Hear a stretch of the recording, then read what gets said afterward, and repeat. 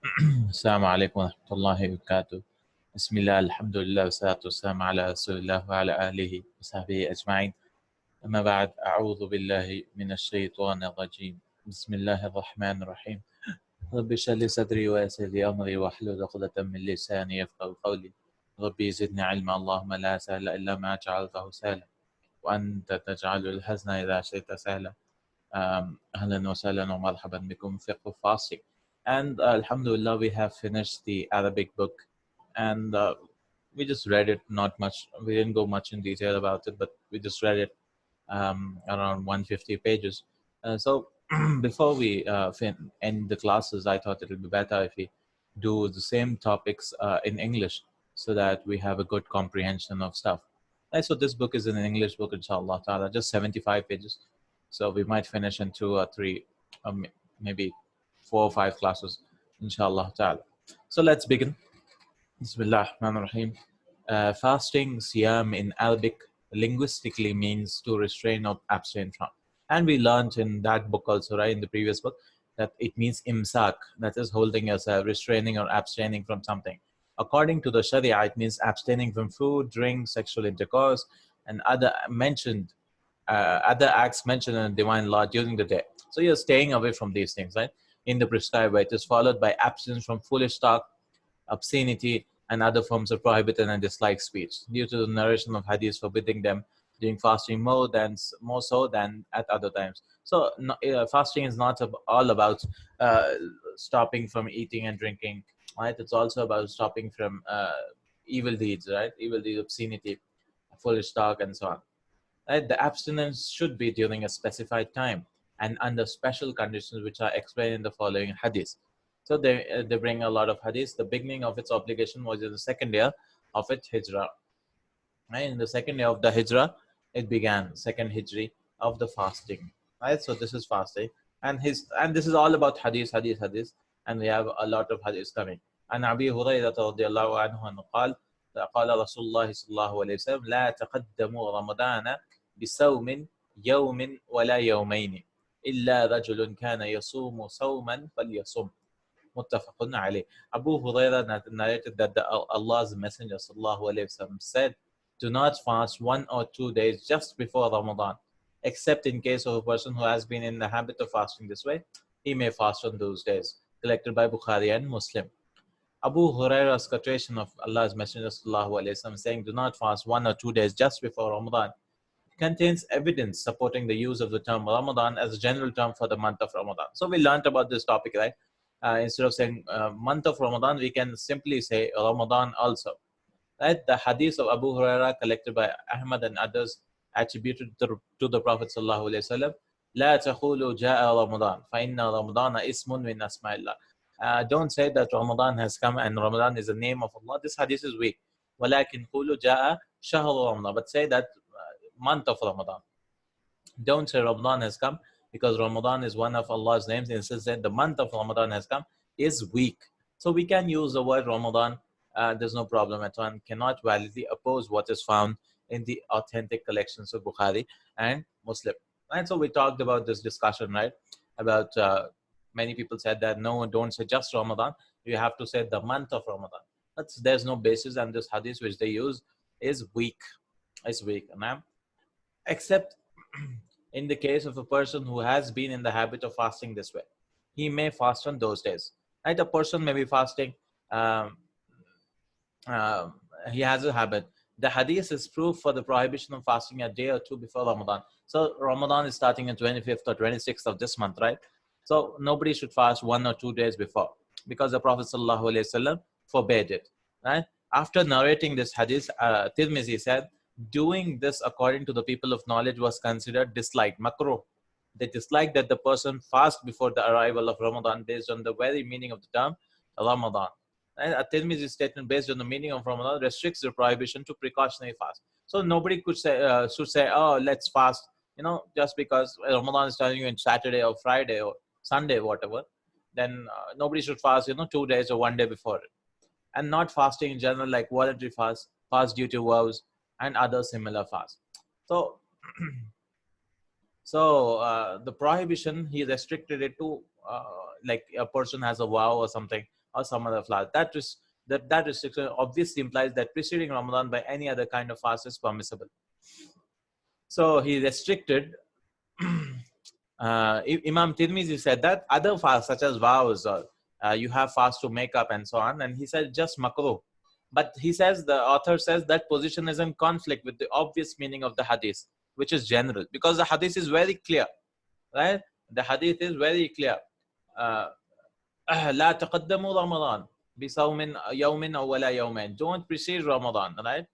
Don't precede in Ramadan.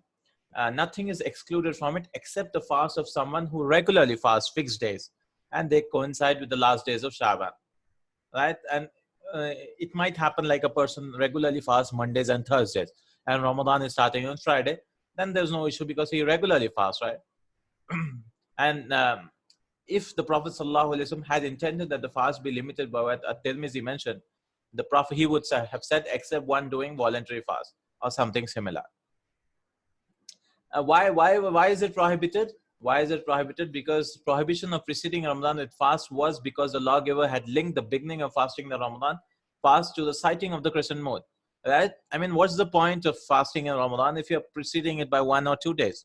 Right? One who precedes its sighting is in conflict with both the commands and the prohibitions of the religious text, right? So Ramadan starts with sighting of the moon. Now, if one fasts 1 or 2 days before it, then you're going against what Allah subhanahu wa ta'ala commanded, right? And it's going against the Sharia. So one should, not precede by 1 day or 2 days, 1 days or 2 days. And this hadith also contains invalidation of esoteric Batinites practice of preceding a fast by 1 or 2 days. So the Batinis, there's one sect called the Batinis who say, they decline the apparent meaning of the Quran and the Sunnah, and they say that there's a hidden meaning in it. So Batinite, what they do is for welcoming Ramadan, they say that, oh, let's welcome Ramadan by fasting 1 or 2 days before it, right? Prior to the sighting of the moon of Ramadan. And the claim is that the particle preposition lam in the Prophet's statement, sumu li ru'yatihi, they said that this lam, fast for its sighting, means greeting it. So li, fast for greeting the moon. That's what they took the meaning, right? And because this hadith indicates that lam cannot be correctly interpreted according to this meaning, even though it carries that meaning in other contexts, right? So they took the meaning of li to say that, oh, we should welcome the moon, kind of. So they fast 1 or 2 days before. And there's a footnote here in Sahih al-Bukhari. The Prophet ﷺ himself was reported to have precisely said what this narration prohibits. عن أبي هريرة أن النبي صلى الله عليه وسلم قال إذا جاء رمضان فتحت أبواب الجنة وغلقت أبواب النار وصدفت الشياطين. Right? When Ramadan comes, the gates of paradise are open, the gates of hellfire are locked, and the devils are chained. Right? So this was for what? Yeah, the opposite, right? Is the name of Ramadan. There's authentic hadith that Ramadan was used by the Prophet ﷺ. So anyone can say Ramadan, right? And the fifth was footnote here. Fifth footnote says, the commentator here points out in manuscripts of Bulugh al-Maram, 2 words were missing, ay yakuna and illa rajula. So this is just about the grammar point of view that 2 words were missing. So what we are talking about is one should not precede the fast by 1 or 2 days, right? Cannot be correctly interpreted according to meaning, even though it carries the meaning in other contexts. Some scholars took the position that prohibition of fasting after the first half of Ramadan is from the 16th of Shaban based on the hadith of Abu Hurairah. So many scholars say that one should not fast from the 16th of Shaban. And the hadith says, the Prophet ﷺ said, إِذَا انْتَصَفَ شَعْبَانُ فَلَا تَصُومُوا. Don't fast after Shaban reaches its midpoint. And this has been collected by the authors of the Sunan Abu Dawud and so on. It is said that it is disliked after its middle and forbidden 1 or 2 days before Ramadan. Because a person can get tired, right? Because if he continuously fasts, then Ramadan doesn't have any special meaning, right? To fast in Ramadan. So that is why the Prophet ﷺ forbade. Others held that it was permissible after the middle and forbidden 1 or 2 days before. Some said it is permissible to fast after 15th of Shaban, but one should, not do it. The first was permissible because that was the basic rule on fasting. Abu Hurairah's hadith was weak. Ahmad ibn Ma'in rated objectionable munkar. The prohibition of the second was based on the hadith of this chapter. This was a good ruling. So this was a good ruling that 1 or 2 days before, nobody should fast. Nobody should fast 1 or 2 days before. And this hadith is very clear. It's in Bukhari and Muslim. Right? Bukhari and Muslim. Then the next hadith, وعن عمار بن ياسر رضي الله عنه قال من صام اليوم الذي يشك فيه فقد عصى أبا القاسم. ذكر البخاري تعليقا ووصله الخمسة وصححه ابن خزيمة وابن حبان. Ammar ibn Yasir said, this is about the Yawm al-Shak, the day of doubt. Ammar ibn Yasir said, may Allah be pleased with him, said, whoever fasts on the day of doubt has disobeyed Abu al-Qasim. Right? Al-Bukhari recorded it without a chain, that is mu'allaq in his book, and the 5 recorded with its chain, and it was authenticated by Ibn Khuzaymah and Ibn Hibban. So the 5 connected it to Ammar radiallahu anhu. The author added in his commentary of Al-Bukhari, Fathul Bari, Ibn Hajar, that it is also recorded by Hakim that they connected to Amr ibn al-Khayr. So this hadith is correct. But the wording was, Kunna inda Ammar ibn Yasir. We were with Ammar ibn Yasir, فَأُتِيَ بِشَاتٍ. And a cooked sheep was Musliya. And a cooked sheep was brought. So he said, فَقَالَ كُلُوا فَتَنَحَّى بَعْضُ الْقَوْمِ فَقَالَ إِنِّي صَائِمٌ فَقَالَ عَمَّارٌ مَنْ صَامَ الْإِلْخ. And the hadith goes on. So some people refused. So he said a sheep was brought, some people refused, and one said, I'm fasting. So Ammar radiallahu anhu said, whoever fasts, right? And the hadith goes on, right? This hadith. This is the hadith. Right? Whoever fasts, man sama al-yawm alladhi yushakku fihi faqad asa Abul Qasim. Right? So what is the day of doubt? Right? I had to change. However, its text is mawquf, although its ruling is marfu. Right? So this text reaches to the Sahabi radiallahu anhu, but the meaning is marfu, reaches to the Prophet sallallahu alaihi wasallam, and its meaning is understood from the hadith which prohibited meeting Ramadan fasting, and the hadith containing the instruction to fast when the moon is sighted. So one should fast only when the moon is sighted. One should not fast before or after, whatever. The day of doubt, Yawm al-Shak, is the 30th of Sha'ban. Right? If the crescent was not sighted, right? If the moon was not sighted, nobody should fast. Oh, let's begin Ramadan 1 day before. What's the problem? Right? We have to complete the 30 days. Was not sighted the night before due to clouds or other similar factors. As a result, that day could be from Ramadan or from Shaban. Because of clouds, like we didn't see the moon, and there's a doubt that the next day could be Ramadan or Shaban. This hadith and others carrying the same meaning indicate the prohibition of fasting that day. So if the moon is not sighted, khalas, we should complete 30 days, right? Why should anyone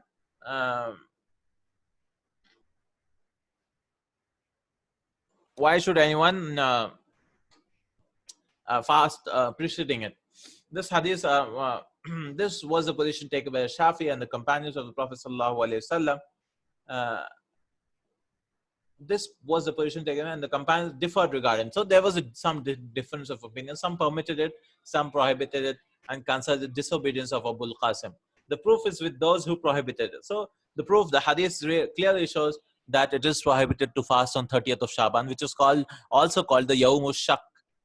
Right? What was collected by Shafi from Fatima bint Hussein, that Ali radiallahu anhu said, to fast a day from Shaban is more beloved to me than breaking fast on the day of Ramadan. It is disjointed. So there's a hadith which people support, and they say that, it's better to fast a day from Shaban and then instead of breaking a day of Ramadan. And we read this hadith in the book, but this is like a munkar narration, disjointed. It does not address specifically the day of doubt. And in fact, when a man bore witness to him that he saw the crescent, he fasted and instructed people to fast and said to fast a day. Textual evidence in this regard can be found in the narration of Ibn Abbas. So the hadith, the quotation from Imam Shafi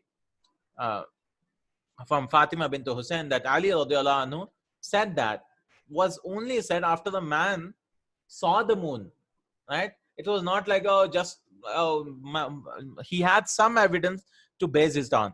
It was not like just because the moon was not sighted, then he just said, okay, let's fast. And no, that's not allowed, because you have to have some basis, right? Moon should be sighted by someone or the other, right? And the narration of Ibn Abbas says, فَإِنْ حَالَ بَيْنَكُمْ وَبَيْنَ سَحَابٌ فَأَكْمِلُوا الْعِدَّةَ ثَلَاثِينَ وَلَا تَسْتَقْبِلُوا الشَّهْرَ اسْتِقْبَالًا. Right? If clouds come between you and the crescent moon, complete the period of 30 days. So we should complete 30 days and do not meet the month fasting. Right? وَلَا تَسْتَقْبِلُوا الشَّهْرَ اسْتِقْبَالًا. So do not meet it while fasting. This was collected by Ahmad and collected Sunan, Ibn Khuzaymah, Abu Ya'la, At-Taylasi, right, with the following wording, and the wording is a little changed. لا تستقبلوا رمضان بيوم من شعبان. Do not bring Ramadan with the day from Sha'ban. This was collected by Daraqutni, Atikan with Ibn Khuzaymah and Sahih Abu Dawud, Aisha, the following narration. And there's another hadith from in Abu Dawud.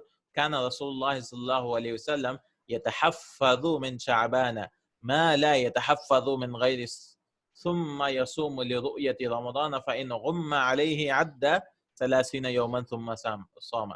Allah's Messenger sallallahu alayhi wasallam used to be more careful about the beginning of Sha'ban, right, and ending of Sha'ban than any other month, right? يتحفظ من شعبان. He would fast when the crescent for Ramadan is sighted, and if the sky was cloudy, he would count 30 days and then fast. Right? So it's very clear. A person should fast 30 days. It's not like he should start fasting before itself.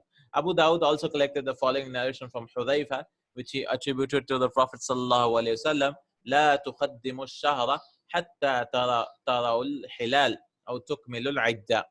Right? So there are various hadiths. Don't begin the month until you are either seen the crescent moon or complete the count. Right? So one should see the moon or complete 30 days. In this chapter, there are many hadiths which indicate the prohibition on fasting on the day of doubt. Among them is the following. Right? So the various hadiths, he brings a lot of hadiths. وعن ابن عمر رضي الله عنهما قال سمعت رسول الله صلى الله عليه وسلم يقول إذا رأيتموه فصوموا وإذا رأيتموه فافطروا فإن غم عليكم فاقدروا له متفق عليه ولمسلم فإن أغمي عليكم فاقدروا له 30 وللبخاري فأكملوا العدة 30. Ibn Umar radiallahu anhu reported that he heard Allah's Messenger sallallahu alaihi wasallam said, fast when you see it and break your fast when you see it. Right? إذا رأيتموه فصوموا وإذا رأيتموه فافطروا. But if the weather is cloudy, calculate when it should appear. Right? You should calculate 30 days. And in the words of Muslim, it has, if it is cloudy, calculate 30 days. Al-Bukhari said, complete the period as 30. This hadith is evidence for the obligation of fasting in Ramadan based on sighting its crescent moon and ending the fast on the first day of Shawwal based on the sighting. So everything is based on sighting the crescent moon. Right? The obvious meaning of this hadith implies that sighting the crescent is conditional for everyone addressed. However, there is a consensus that it is not obligatory. The hadith could mean that everyone, a child or an old man or whatever, should see the moon, right? But there's a consensus that it's not obligatory. Instead, the intended meaning is whatever will establish the legal ruling of information from a single just person. Even if one person or two people see it, as there's some difference of opinion relating to this. So if one person or two, whatever, if he says that he has seen the moon and is just person, then we have to accept him. That's the meaning of when you see it. It is if you find among yourselves a sighting. It's not necessary that we should also go and see, right? Nobody claims that. Right? This understanding indicates further that the sighting of a region is sufficient for all the peoples of that land, and the obligation of fasting is applicable to them. People cannot say, oh, we didn't see the moon from our eyes, right? How can we fast? No. If someone sees from some place of your land, then it is applicable for everyone. It was also said that this understanding is not to be considered because the address was specifically for the people to whom it was addressed. So some said that no, we should not take this understanding. And there are a number of opinions on this issue, none of which have solid evidence to support them. The most correct opinion is that the people of the land in which it was seen are obliged to fast. That they are required to fast, along with those lands whose lands are connected to them, which are similar to their lands. So neighboring lands and so on. In his statement, the Prophet ﷺ said, لِرُؤْيَتِهِ, based on its sighting. سُومُوا لِرُؤْيَتِهِ وَافْطِرُوا لِرُؤْيَتِهِ. It contains proof that if a single person alone, right, only one person sees the moon, sees the crescent moon, he is obliged to fast and break his fast, which is the opinion of Imams of Ahlul Bayt and the four madhabs regarding fasting. So everyone agreed, alhamdulillah, They differed regarding breaking the fast. Ash-Shafi'i held that he should break his fast secretly, and the majority held that he should continue fasting as a precautionary measure. Right? So this is what Ibn Hajar said in his commentary. However, I previously said in the beginning of this chapter on Eid prayers. So if a person disagrees, right? So some say that 29th they've seen the moon, and so Imam Shafi said he should fast secretly. But majority said that he should fast as a precautionary measure because there's a doubt, because he should complete 30 days of Ramadan. This is what Ibn Hajar said in his commentary. However, he previously said in the beginning of Eid prayers that only Muhammad ibn Hassan al-Shaybani held that he should leave what is certain about and follow the judgment of the masses. Right? So, and that the vast majority held that he must follow what he is of certain of. So now what the problem might come, the majority might be wrong and you are certain that the moon was sighted. And he contradicted here what he said previously. The reason for this difference of opinion is due to a statement of Ibn Abbas to Qudayb that he would not follow the sighting of Crescent while in Syria. So we read the hadith in the Arabic book, right? So a person came from Muawiyah radiallahu anhu and he said, I saw the moon in Syria. He was in Medina, right? Ibn Abbas radiallahu anhu. So he said, I mean, I will not follow what Muawiyah saw and his people saw. I will follow my own sighting. Instead, he would go along with the people of the city. Right, so the people of the city and fast on the 31st according to the Syrian sighting, right? Because it was their 30th day, right? Because according to their days it was the 30th day, but for Syria it was the 31st. And Ibn Abbas said that that was from the Sunnah. He said that that's what's from Sunnah. This hadith was mentioned previously. However, it is not a decisive text which may be used as evidence for what they use it to, due to it containing other possible meanings as was discussed earlier. What is correct is that he should act according to what he's certain of, whether fasting or breaking the fast. But it is better that he hide the decision in order to protect the people from committing sin by thinking ill of him. Right? So people might think, oh, how dare he's fasting on the day of Eid. Right? So there's a lot of difference of opinion about it. Anyways, Muslim version, if it is cloudy, calculate 30 days. Al-Bukhari says complete the period as 30. Right? So one should complete 30 days. Meaning break fast on the 30th and consider the end of the month. And that was the best explanation. There's another explanation narrated by Ibn Hajar which is beyond the obvious meaning of the hadith. Ibn Battal said, the hadith contains a rejection to the claims of astrologers. Right? So many astrologers and so on, they say that no, we should calculate and so on, astronomers. Instead, the sighting of the Christian is to be depended upon. We should depend upon the sighting of the moon, right? Not based on calculation. And we have been forbidden from takalluf. Takalluf is, just feigning, a lot of feigning difficulty. Al-Baji said, in reply to those who said that it is permissible for calculators, astrologers, and others to fast and break fast depending on the stars, the unanimous opinion, ijma of the early generation is evidence against them. So we cannot use, right, all this calculations and stuff. Ibn Baziza said it is a false opinion, for the Sharia has forbidden delving into astrology because it is guesswork and approximation, devoid of certainty. Ibn Hajar said the obvious answer is what Al-Bukhari collected from Ibn Umar, in which the Prophet ﷺ said, Inna ummatun ummiya. And we read this hadith, right? Indeed, we are an unlettered nation. La naktubu wa la nahsubu. We do not write nor calculate. Ash-shahru. Hakada wa hakada. The month is like this, like this. The Prophet ﷺ showed us with his hand. Yani marratan tis'atan wa ishrina wa marratan salasin. Right? And meaning that it is 29 sometimes or 30 sometimes. So the Prophet ﷺ clearly, he said that we do not, write or calculate. It's either 29. If you see the moon, it's 29. If you don't see the moon, it's 30. And وله في حديث أبي هريرة فَكْمِلُوا عِدَّةَ شَعْبَانَ ثَلَاثِينَ. Complete in a version from Abu Huraira's tradition. Al-Bukhari says, treat Sha'ban as having 30 days. So this is a clear statement of what has implied by the commanding to fast when the crescent is sighted and to complete the period of it if it is cloudy. So if it is cloudy, you have to complete 30 days. These hadiths are textual evidence proving that fasting and breaking fast is only valid with the sighting of the crescent or the completion of the period. That's very clear. And many people will come and tell, no, you have to calculate and so on. There's a whole group in America and so on, in the Europe, where they don't care about sighting of the moon. They depend on calculations, which is incorrect. Then the other hadith, next hadith, وعن ابن عمر رضي الله عنهما قال تراءى الناس الهلال فأخبرت النبي صلى الله عليه وسلم أني رأيته فصام وأمر الناس بصيامه.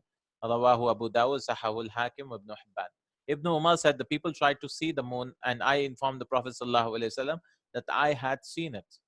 So he fasted and commanded the people to observe the fast. Right? This hadith is Abu Dawud and Hakim ibn Hibban. This hadith is proof for acting on the information of a single narrator, Khabarul Wahid, for entering the fast. That only one person sees the moon, it's totally fine. It is the position of a group of the leading scholars. Adala is a condition in it. So he should be just, right? Adala. The others held that there must be two witnesses because it is a witnessing, and they use this evidence and narration collected by An-Nasai from Abdul Rahman ibn Zayd al-Khattab, in which he said, addressed the people on the day of doubt and said, Ala inni jalastu ashab Rasulillah sallallahu alayhi wasallam wa sa'altuhum wa innahum حدثوني أن رسول الله صلى الله عليه وسلم قال صوموا لرؤيته وافطروا لرؤيته وانسكوا لها فإن غم عليكم فاكملوا 30 فإن شهد شاهدان فصوموا وافطروا. Two witnesses. I sat with the companions of Allah's Messenger. Who's sitting? Abdul Rahman ibn Zayd ibn al-Khattab. Right? Umar radiallahu anhu's brother was Zayd ibn al-Khattab, right? His son, Abdul Rahman. So Umar's nephew, radiallahu anhu. There was a huge grave of Zayd ibn al-Khattab in Makkah, and Sheikh Abdul Wahab, rahimahullah, you know, he was against worshipping him. I mean, people started going around Zayd ibn al-Khattab's grave in Makkah. So it was a huge issue of it. So he's the elder brother of Umar, I think, yeah. I sat with the companions of Allah's Messenger sallallahu alaihi wasallam and asked them, and they informed me that Allah's Messenger sallallahu alaihi wasallam said, fast when it is sighted and break fast when it is sighted. And if it is cloudy for you, complete Sha'ban's period. That's 30 days, except if two witnesses bear witness, fast and break your fast. So this hadith says that a single witness is not sufficient. My reply to that is, it is understood indirectly while the stated understanding mantuq in Ibn Umar's hadith and the following hadith of the Bedouin is stronger than it. So he says that the other hadiths are stronger. So one is, and they indicate the acceptance of a single witness's statement. Likewise, the statement of a woman and slave is acceptable. So if a woman sees and a slave sees, it's fine. As for ending the month, the obvious meaning is that fasting and breaking fast are equal with respect to the sufficiency of single witness. Regarding Ibn Abbas, Ibn Umar's hadith, that the Prophet ﷺ allowed the single witness for the crescent moon of Ramadan, but he did not allow witnessing for breaking the fast, except that given by two male witnesses. So he says that although we read in the book, right, like for starting of the month, we need one witness. And for ending of the month, we need two witnesses. But he says that the hadith is, the opinion is da'if, and he says, so it is the same. Except of the single for beginning is also indicated by the following narration. So this author says, I think it's Bilal Phillips, he says that it's totally fine to have one for breaking the fast also. And he brings in hadith, right? عن ابن عباس رضي الله عنهما أن أعرابيا جاء إلى النبي صلى الله عليه وسلم فقال إني رأيت الهلال فقال أتشهد أن لا إله إلا الله قال نعم قال أتشهد أن محمد رسول الله قال نعم قال فأذن في الناس يا بلال أن يصوموا غدا. رواه الخمسة وصححه ابن خزيمة وابن حبان ورجح النسائي إرساله. Ibn Abbas stated that a desert Arab came to the Prophet ﷺ and said, I have seen the new moon. He asked him, do you testify there's no God but Allah? And he replied, yes. He then asked him, do you testify that Muhammad ﷺ is Allah's messenger? He replied, yes. He said, announce to the people, Bilal, that they must fast tomorrow. Right? Collected by the five, Ibn Khuzaymah, Ibn Hibban, and An-Nasai said that it is missing the link to the companions. It is mursal. So this narration contains evidence. Now he says that it has evidence like the narration which preceded for the acceptance of a single witness in fasting. Right? Only one witness is sufficient. And an indication that the basic ruling on Muslims is that they are just trustworthy. Right? Just and trustworthy. Adala. Since the Prophet ﷺ did not request anything from Bedouin besides the declaration of faith. So, right? Only the declaration of faith was required for him to fast. It is also contains evidence that the issue concerning the crescent moon is according to the conveyance of information and not the bearing of the witness. So it's not similar to a witness. So he says that whoever said that two witnesses are required, it is incorrect for the starting of the month. Furthermore, it indicates that affirmation of the two declaration of faith is sufficient. You just say, the tashahud is more than enough. Right? We don't go and doubt people. Oh, he must be lying. Oh, he must be sowing on and so on and so on. To establish faith and tabarri of all other religions is not necessary. Disavowance of all other religions is not necessary. Just a shahada is enough. And a similar hadith he brings one Ibn Abbas radiallahu anhu أن أعرابيا جاء إلى النبي صلى الله عليه وسلم فقال إني رأيت الهلال فقال تشهد أن لا إله إلا الله قال نعم قال تشهد أن محمد رسول الله قال نعم قال فأذن في الناس يا بلال أن يصوموا غدا. Right? This is the same hadith. It is repeated, I guess. Yeah, repeated. Then when Hafsa المؤمنين أن النبي صلى الله عليه وسلم قال من لم يبيت صيام قبل الفجر فلا صيام له. This the next topic he goes about is intention, right? من لم يبيت الصيام قبل الفجر فلا صيام له. رواه الخمسة وما الترمذي والنسائي إلى ترجيح وقفه وصححه مرفوعا ابن خزيمة وابن حبان وللدارقطني لا صيام لمن لم يفرضه من الليل. Hafsa, the mother of the believers, narrated that the Prophet ﷺ said, he who does not express his intention on fasting before the dawn is not credited with it. Right? Collected by the five, At-Tirmizi and Nisa ibn Khuzaimah and so on. Daraqutni says he does not express his fasting to fast the night before fasting is not credited with the observing a fast. So scholars differ regarding whether it should be attributed to the Prophet ﷺ or to the companion. Ibn Hazm said the difference regarding it increases its strength because those who narrated it from the Prophet ﷺ also narrated it from the companion. So this Sahabi, some say it is the Sahabiya Hafsa's statement, right? It's not the statement of the Prophet ﷺ. So that's what he discusses here. At-Tabarani collected it with a different chain of narrators and said that its narrators were reliable. It indicates that fasting is not correct unless intention is made the night before. He should intend the fast in any portion of the night. Yeah, we learned about this. Any portion of the night, beginning from sunset, right? Sunset to in the morning also before dawn. The reason for this being that fasting is a deed, and deeds are judged according to intentions. Furthermore, the periods of the day are not separated from the night by any actual divider. Thus, the intention is not realized unless it is made at some point during the night. Furthermore, it is conditional that the intention be made for every separate day, which is the most well-known position of Ahmad ibn Hanbal. Some say every night should be done, but he also has the position that if you make the intention at the beginning of the month, then it is acceptable. Right? I want to fast all the 30 days, inshallah, it is acceptable. Ibn Aqil supported the position based on the Prophet ﷺ's statement, everyone will get according to what he intends. And this, the person has made the intentions to fast for the whole month. So fasting for the whole month, inshallah, is the intention. Furthermore, Ramadan is like a single act of worship because breaking fast during its nights is also worship, with which the person gets help to fast during the days. And he made an extensive argument into getting his strength. So before the night, or intention is required. So for the person who's not fasting, he cannot just suddenly wake up in the morning and say, oh, I want to fast today. He cannot do that because for mandatory fast, it is required that you have an intention in the previous night. Right? The hadith is general, including obligatory and voluntary fast, make a fast, fast for specific and general vows. However, there are difference of opinion regarding these issues and further details regarding it. For voluntary and all, we can do it in the daytime. Those who hold that making the intentions obligatory the night before uses the evidence, the following hadith in Sahihul Bukhari. عن سلمة ابن الأكوع رضي الله عنه أن النبي صلى الله عليه وسلم بعث رجلا ينادي في الناس يوم عاشوراء إن من أكل فليتم أو فليصم ومن لم يأكل فلا يأكل. Salama ibn al-Aqwa related that the Prophet ﷺ sent a man to announce among the people on the day of Ashura that whoever had eaten may continue to eat, or they may fast, or whoever had not eaten shouldn't eat. So they argue that it was originally obligatory to fast on Ashura, and it was later abrogated by Ramadan. But the abrogation of its obligation did not nullify the remaining fasting rules.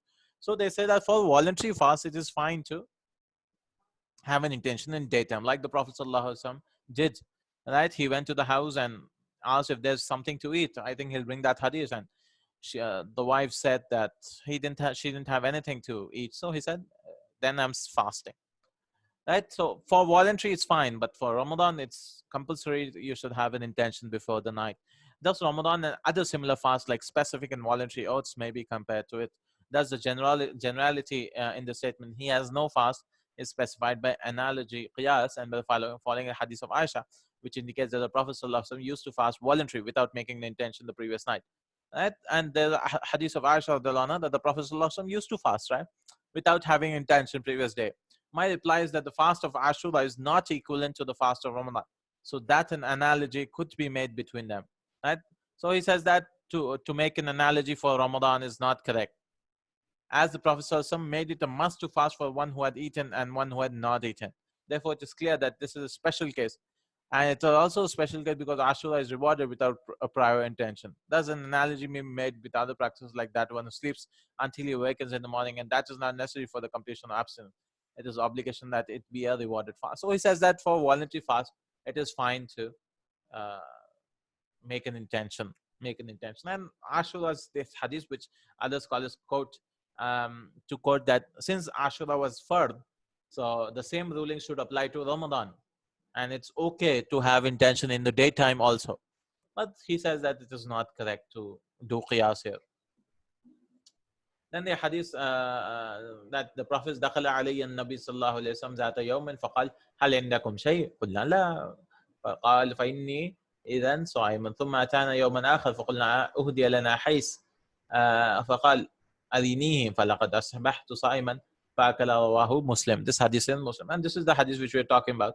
Aisha radiallahu anha related that the Prophet sallallahu alaihi wasallam said, came to visit her one day and asked, do you have anything to eat?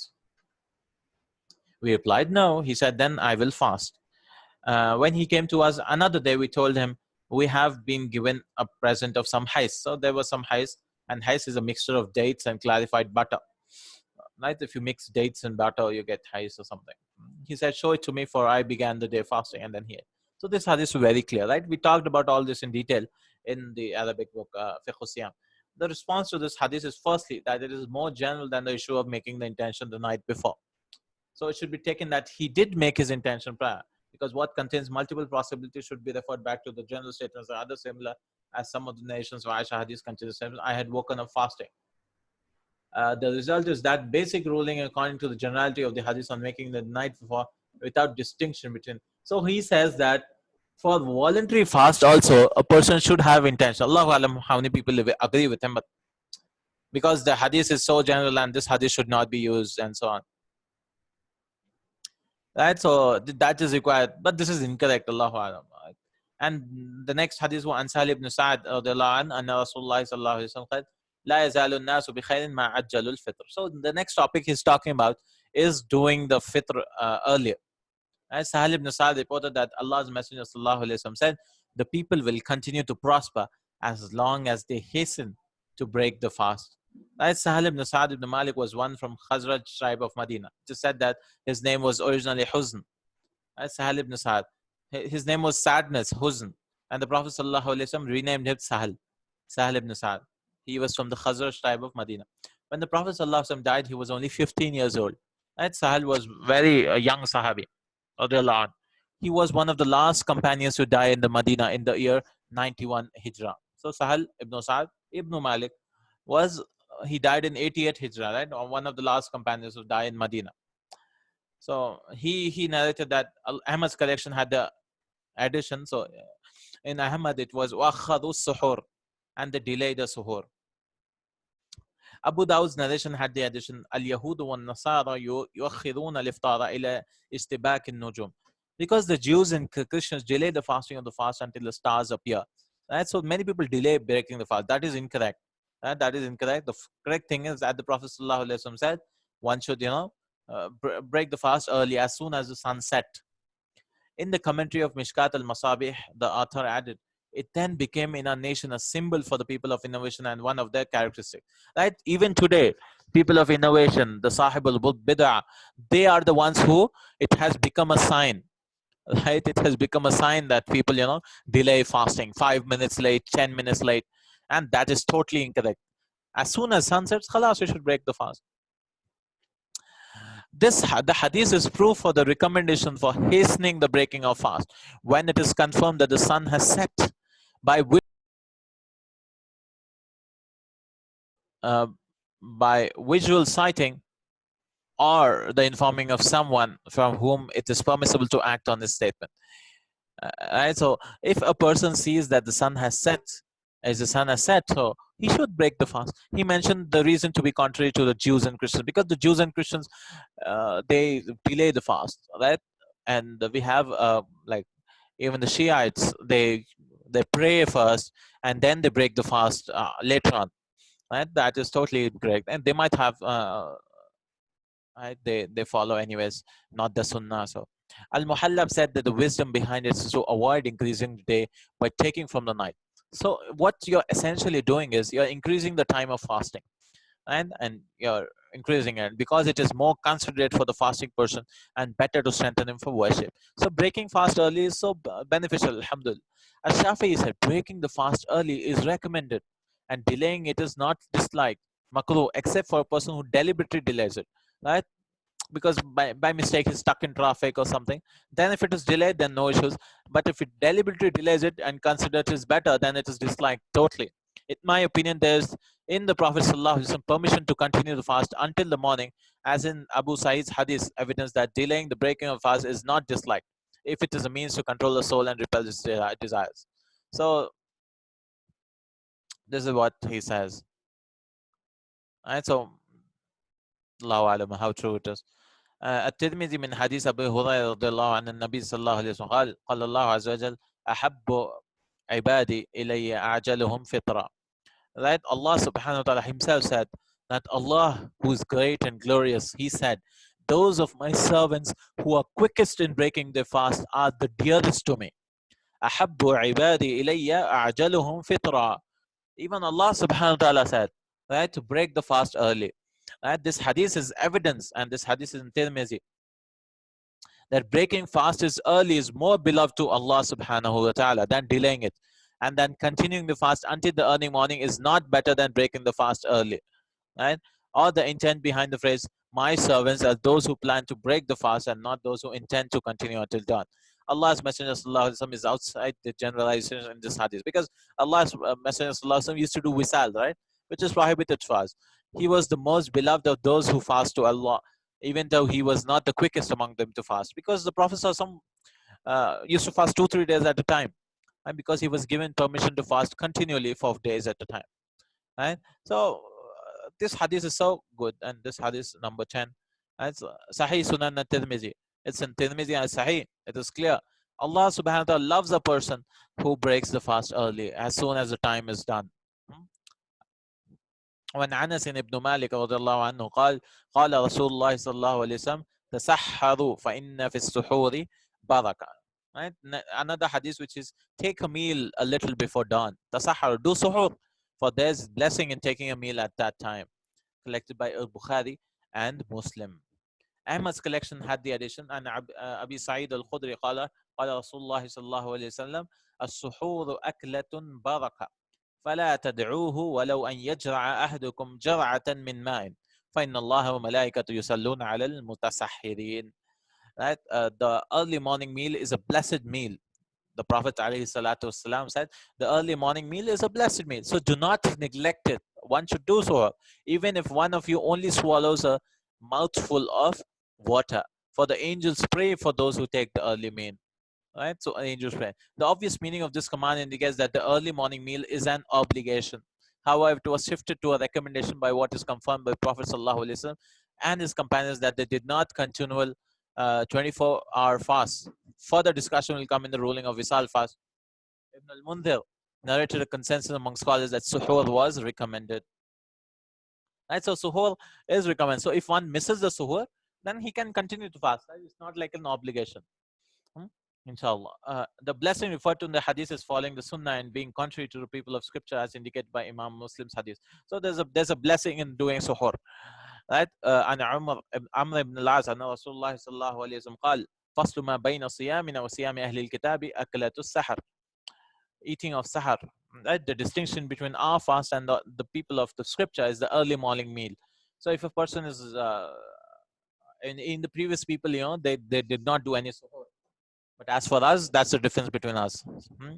Also, it gives the fasting person strength for acts of worship and additional vigor, as well as being a cause for giving charity for those who beg at that time. Right?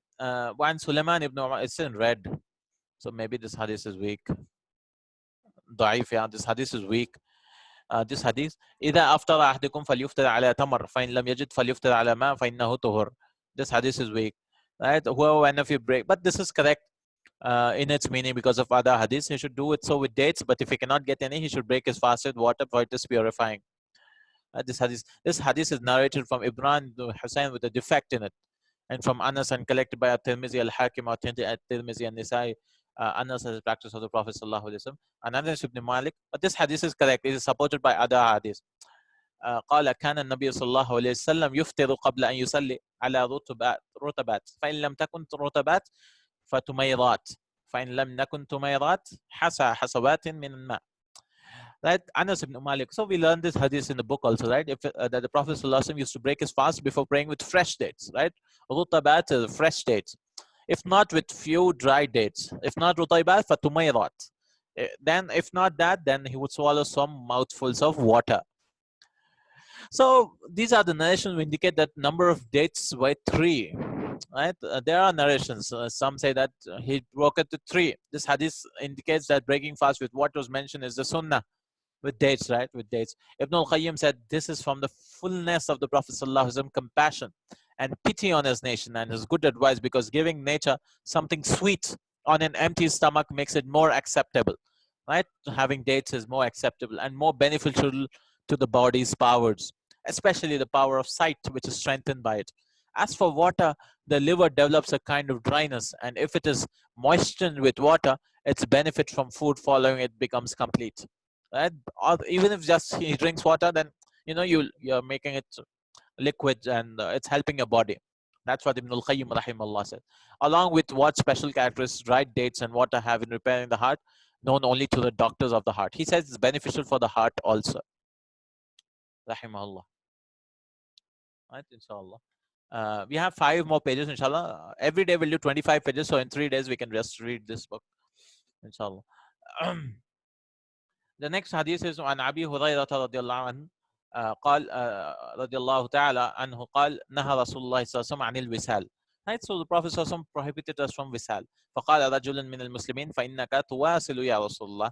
So but you do وسال. Right? فقال وأيكم مثلي and هو إني أبيت يطعمني ربي ويسقيني. فلما أبوا أن ينتهوا عن الوسال واصل بهم يوما ثم يوما ثم رأوا الهلال فقال لو تأخر الهلال لزدتكم كالمنكل لهم حين أبوا أن ينتهوا. متفق عليه. This hadith is in Bukhari and Muslim.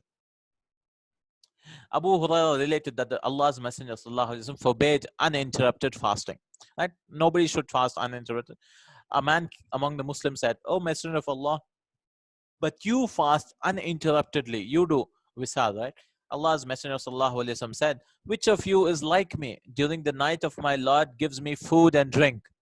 When they refused to stop the uninterrupted fasting, he observed, and so as a punishment, he continued fasting and an uninterrupted fast along with them for 2 days. And then they saw the new moon. Right? He then said, "If the new moon had not appeared, I would have made you fast more." He sallallahu alaihi wasallam behaves as one who wanted to punish them when they refused to stop. Right? This hadith is collected by both Bukhari, Muslim from Abu Hurairah, Ibn Umar, Aisha, Anas, and only by Bukhari from Abu Sa'id. كانوا قليلا من الليل ما يهجعون وبالأسحار هم يستغفرون